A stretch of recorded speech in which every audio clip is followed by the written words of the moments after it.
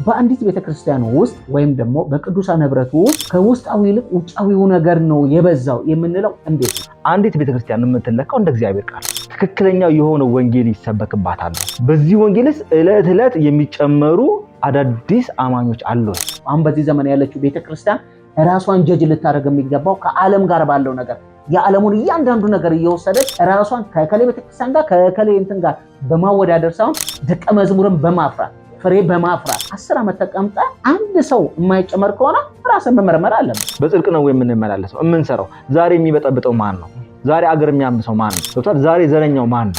ዛሬ እርስ በርስ የሚገፋፋው ማን ነው? አሁን ያለው ክርስቲያን አሁን ላለ ችግረኛና ምስኪን መድረስ አቅቶት ነው ወይ? በጣም ብዙ ሰው የአንድ ሰው መንፈሳዊ ህይወት እድገትን የሚለካው በለበሰው ልብስ፣ በሚነዳው መኪና፣ ባለው ንብረት፣ በሰው ዘንድ ቅድም ከአንተ ካነሳው ተቀባይነት አንፃር ሰው በዚህ ጀጅ ያደርጋል። አሁን አይተህ ከሆነ ወደ ጌታ መጣው ብሎ ከዛ ደግሞ ተመለስኩ የሚሉ ሰዎች አይታቸው ከሚታይ ነገር ጋር ነው የሚያያዘው። በቃ እዚህ ጋር ነገር አለ ያን ነገር ሲያጡ ደግሞ እዛ የተሻለ ነገር ሲኖር ደግሞ አይ ደግሞ ሄጃለሁ ተመልሻለሁ።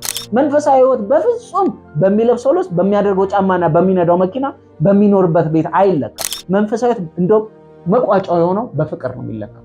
ለቅዱሳን ያለው ፍቅር፣ ለጌታም ባለው ፍቅር